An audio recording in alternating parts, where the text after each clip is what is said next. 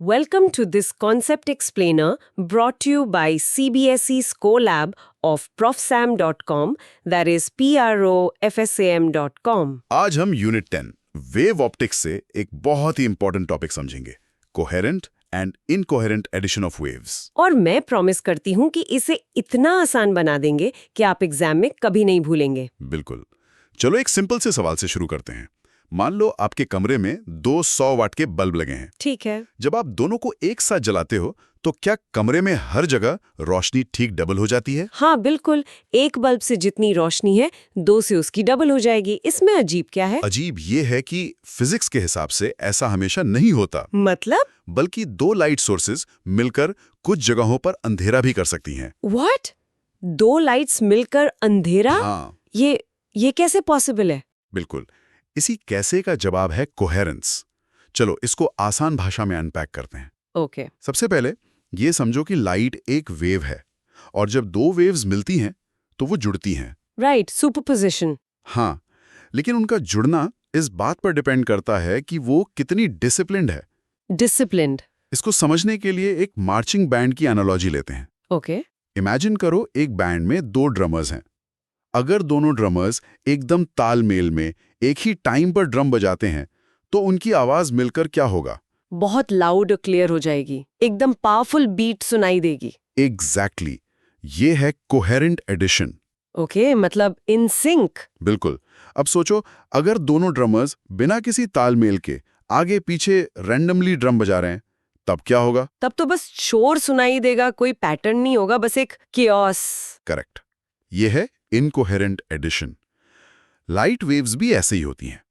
अच्छा। अगर 2 light sources से निकली वेव्स इन सिंक हैं, यानी उनका फेज डिफरेंस टाइम के साथ कांस्टेंट रहता है, तो वो कोहेरेंट हैं। और अगर उनका फेज डिफरेंस रैंडमली बदल रहा है तो वो इनकोहेरेंट हैं, जैसे हमारे रैंडम ड्रमर्स। तो ये फेज डिफरेंस आखिर है क्या? सिंपल शब्दों में, ये 2 वेव्स के क्रेस्ट्स और ट्रफ्स के बीच का टाइम गैप पोजीशन गैप है। ओके। अगर गैप फिक्स्ड है तो वेव्स कोहेरेंट हैं, अगर गैप हर पल बदल रहा है तो इनकोहेरेंट है। ठीक है, लेकिन इस कॉन्सेप्ट की जरूरत ही क्यों पड़ी? इसलिए क्योंकि इसके बिना हम ये एक्सप्लेन नहीं कर सकते कि क्यों कभी-कभी 2 लाइट्स मिलकर ब्यूटीफुल पैटर्न्स बनाती हैं, जैसे सोप बबल के कलर्स। हाँ। और क्यों कभी-कभी उनकी ब्राइटनेस बस ऐड हो जाती है। राइट। चलो अब देखते हैं कि एनसीईआरटी इसे कैसे डिफाइन करती है। हाँ, आप पढ़िए। Okay. At a particular point, the phase difference between the displacements produced by each of the waves does not change with time.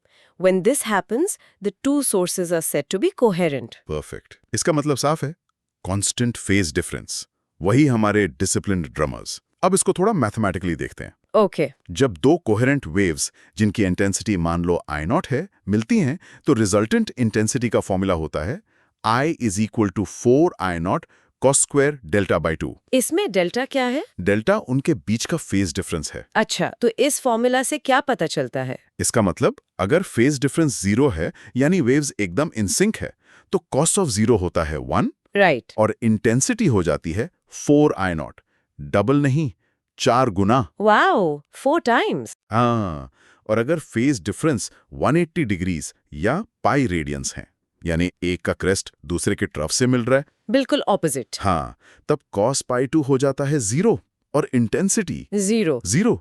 यहाँ 2 लाइट्स मिलकर अंधेरा कर देती हैं। अच्छा, इसीलिए आपने स्टार्टिंग में अंधेरे वाली बात कही थी, अब समझ आया। Hope everything is clear so far. This concept explainer is from profsam.com. That is profsam.com. ठीक है, लेकिन जो हमारे घर के बल्ब्स हैं वो तो इनकोहेरेंट है। हाँ बिल्कुल।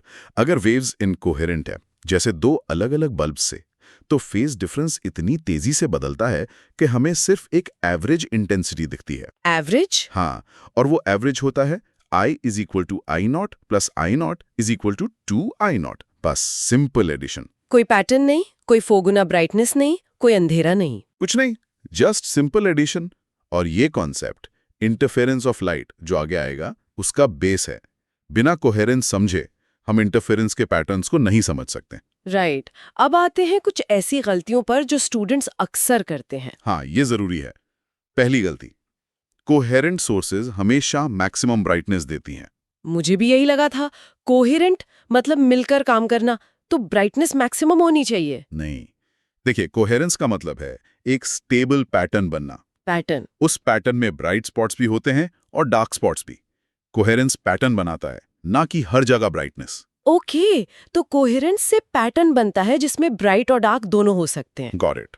दूसरी गलती, घर के बल्ब्स कोहेरेंट लाइट देते हैं इसलिए वो ब्राइट होते हैं। ये तो गलत है। आपने बताया कि बल्ब्स इनकोहेरेंट होते हैं। करेक्ट, बल्ब्स इसलिए ब्राइट होते हैं क्योंकि उनकी पावर ज्यादा होती है, उनकी लाइट इनकोहेरेंट होती है। तो कोहेरेंस का बेस्ट एग्जाम्पल क्या है? Laser light. ब्राइटनेस और कोहेरेंस दो अलग अलग प्रॉपर्टीज हैं, इनको मिक्स नहीं करना है। ठीक है। अब इसको हमेशा के लिए याद रखने के लिए एक मेमोरी होक, एक फ्रेज याद रखो। कोहेरेंट मतलब कांस्टेंट डांस स्टेप्स, इनकोहेरेंट मतलब रैंडम स्टॉम्पिंग। अच्छा है। जब डांस स्टेप्स कोऑर्डिनेटेड होंगे तभी एक ब्यूटीफुल पैटर्न बनेगा आखिर। सही बात है। इसको इमेजिन भी कर सकते हैं, अपने दोनों हाथों से आगे पीछे सिंक्रोनाइज्ड मोशन करो, ये कोहेरेंट वेव्स हैं। हाँ, और अब दोनों हाथों को रैंडमली आगे पीछे करो, ये इनकोहेरेंट वेव्स हैं। पैटर्न सिर्फ पहले केस में बनेगा। बिल्कुल। चलो, आज जो हमने सीखा उसको 3 पॉइंट्स में समराइज करते हैं। Okay. Point number 1, coherent waves का फेज डिफरेंस टाइम के साथ कांस्टेंट रहता है, इनकोहेरेंट वेव्स का रैंडमली बदलता रहता है। परफेक्ट। पॉइंट 2, जब कोहेरेंट वेव्स मिलती हैं तो एक स्टेबल इंटरफेरेंस पैटर्न बनता है, जिसमें ब्राइट और डार्क फ्रिंजेस हो सकती हैं और इंटेंसिटी 0 से लेकर 4 गुना तक हो सकती है। करेक्ट। और तीसरा पॉइंट, जब इनकोहेरेंट वेव्स मिलती हैं तो उनकी इंटेंसिटीज आपस में जुड़ जाती हैं और एक यूनिफॉर्म ब्राइटनेस मिलती है, कोई पैटर्न नहीं बनता। एकदम सही, you got it. 12th CBSE physics, chemistry और मैथ्स में मैक्सिमम मार्क्स लाने के लिए profsam.com पर विजिट करें। That is PROF Sam, right? Yes, PROFSAM.com. See you in the next one. Keep learning.